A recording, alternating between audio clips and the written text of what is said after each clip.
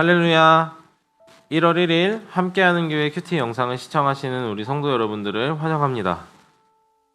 오늘 우리가 함께 살펴볼 본문은 신명기 1장 1절부터 18절까지의 말씀입니다. 우리 함께 눈으로, 귀로, 그리고 가능하신 분들은 입으로 읽도록 하겠습니다.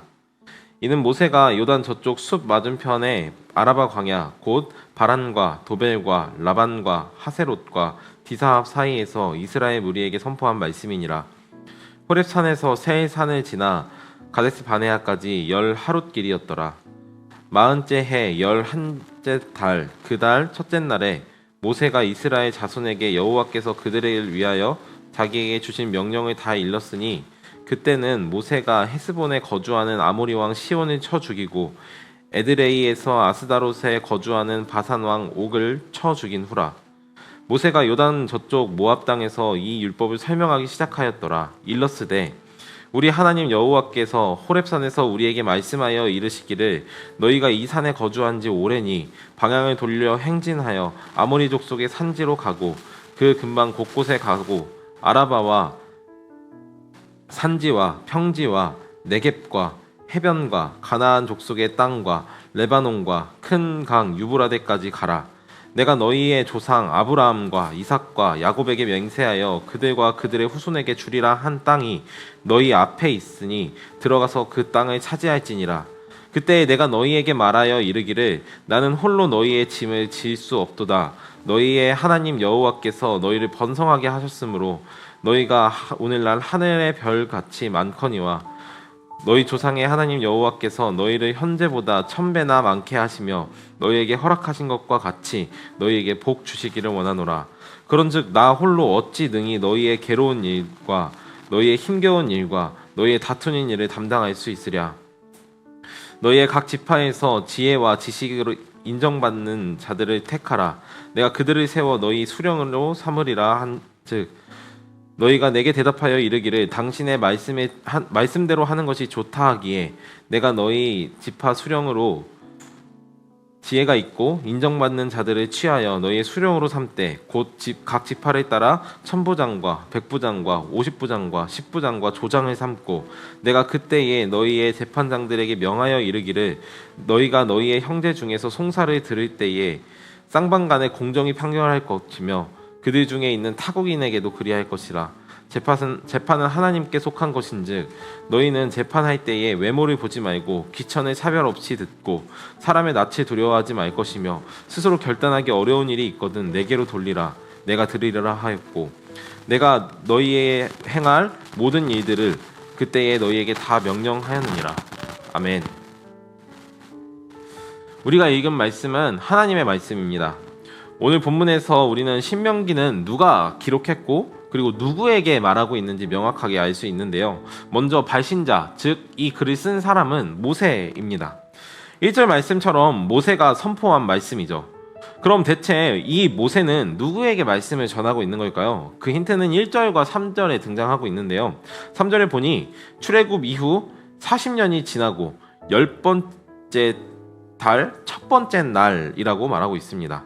1절에 또 이스라엘 무리에게 선포하는 말씀이다 라는 이야기가 나오고 있죠. 즉 이스라엘이 처음 가나안 땅을 정탐하고 하나님께 반역한 죄로 그들이 그토록 들어가고 싶지 않다고 이야기했던, 하나님이 들어가라 하셨지만 이스라엘 백성들이 그곳에 있는 원주민들이 너무도 두렵고 무서워 그곳에 죽어도 들어가고 싶지 않습니다 라고 소리쳤던 그 소원대로 하나님께서는 출애굽을 경험했던 첫 세대가 여호수아와 갈렙을 제외하고 모두 죽을 때까지 40년간 광야를 떠돌게 하시겠다 하셨던 말씀이 이제 이루어졌습니다. 바로 그 시기 즈음에 이제 모세가 요단 건너편 모압 땅에서 5절의 말씀과 같이 이 율법을 선포하기 시작한 것이죠.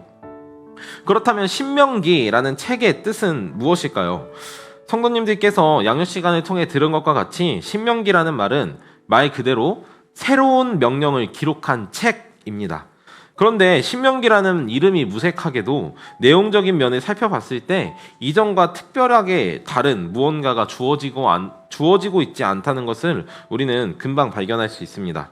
그러나 한 가지 특별한 것이 있는데요. 이 말씀은 기존의 이스라엘 백성들, 즉 출애굽을 경험했던 1세대의 사람들이 아니라 새로운 세대에게 다시 한번 주어지는 정체성과 관련된 이야기인 것입니다.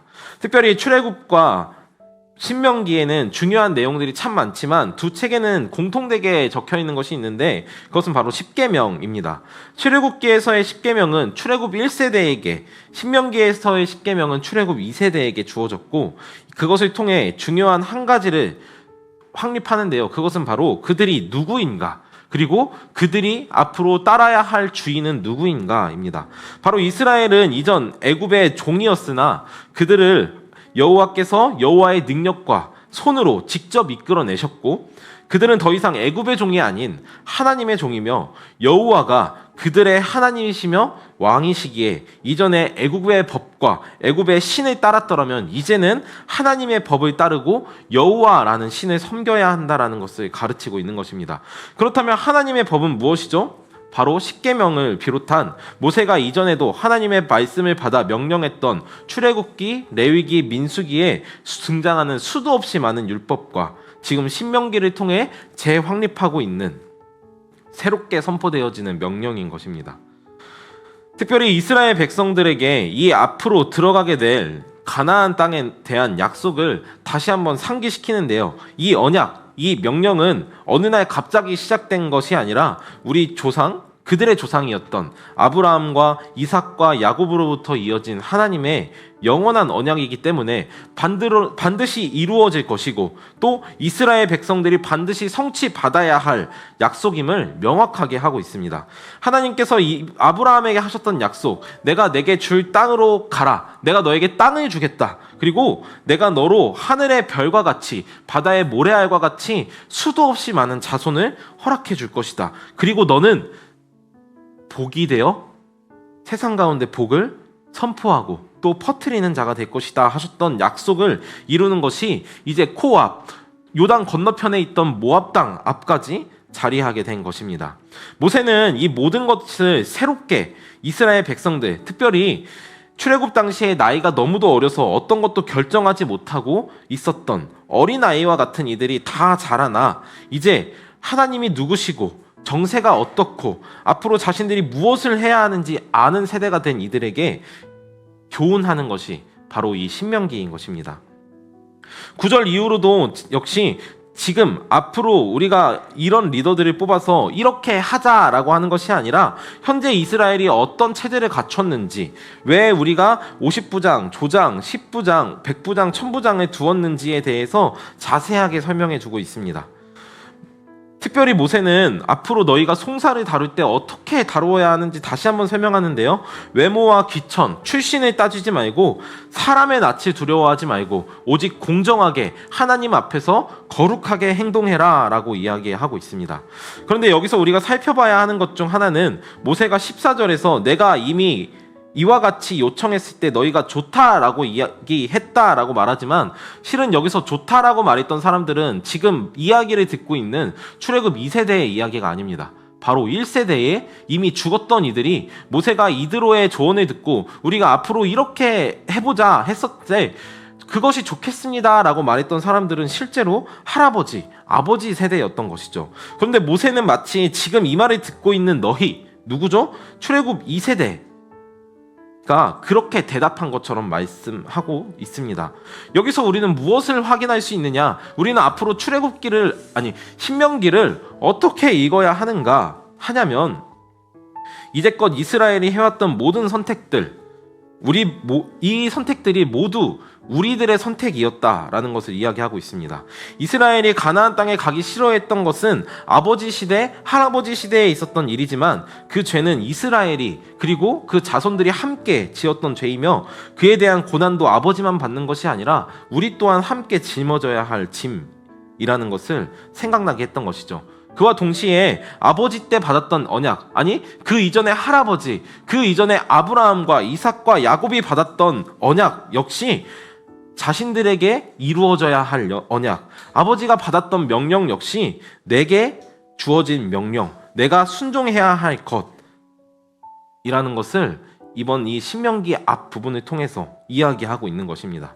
앞으로 신명기에 정말 많은 이야기가 담겨져 있겠지만 특별히 오늘 우리가 앞으로 신명기를 큐티해 가며 그리고 또 해설을 들어가며 묵상하게 될 텐데요. 이 시간들을 통해 이스라엘 1세대에게 주어진 것이 2세대에게 주어진 것처럼 오늘날 우리에게 하나님의 약속과 복과 저주가 영적 이스라엘은 우리에게 역시 똑같이 주어진다라는 것. 그래서 이 말씀, 이 신명기가 과거에 있었던 말씀이 아니라 오늘 우리에게까지 살아있는 말씀이라는 것을 다시 한번 되새기고 오늘부터 시작될 이 신명기 말씀을 진지한 마음으로 대하는 우리 함께하는 교회 모든 성도님들 되시기를 간절히 소망합니다. 기도하겠습니다. 하나님 감사합니다. 오늘 우리에게 신명기를 또 묵상할 수 있도록 인도해 주심을 주님 감사합니다. 주님, 모세가 이제 노년에 들어 자신의 생명이 마감하기 전에 이스라엘의 2세대에게 하나님의 명령이 어떠한 것인지, 하나님의 뜻이 무엇인지, 하나님은 누구시며 이스라엘은 누구인지 다시 한번 그 정체성을 확립하는 과정 속에 이 신명기를 썼음을 우리가 살펴봤습니다. 하나님, 하나님의 말씀은 죽은 말씀이 아니라 오늘까지도 우리에게 이어지는 말씀임을 이 시간 우리가 믿습니다. 하나님, 신명기가 과거 5,000년 전에 기록됐다 한들 주님, 5,000년 이후에 살고 있는 우리에게 역시 여전히 효력이 있고 여전히 우리가 지켜야 할 말씀임을 주님 우리가 오늘 말씀을 통해 깨달았습니다. 하나님, 오늘부터 우리가 살펴볼 이 신명기를 통해 하나님께서 우리에게 언약하신 것, 하나님께서 우리에게 복 주시기로 약속하신 것, 또 하나님께 순종하지 않을 때 우리에게 벌을 내리겠다고 하셨던 그 모든 말씀들을 주님 떠올리며 지금 우리들의 평생에 하나님의 백성으로 살아가는 그 정체성이 무엇인지 깨달아가는 우리의 묵상의 시간이 될 수 있도록 주님 인도하여 주옵소서. 하나님, 우리들을 말씀으로 가르치시고 또 말씀으로 깨닫게 하시고 주님, 때때로 우리가 잘못된 길을 갈 때에 말씀으로 온전케 하시기를 기대합니다. 주님, 우리의 가운데 말씀으로 일하여 주옵소서. 그렇게 해주실 주님의 은혜를 기대하며 예수님의 이름으로 기도합니다. 아멘.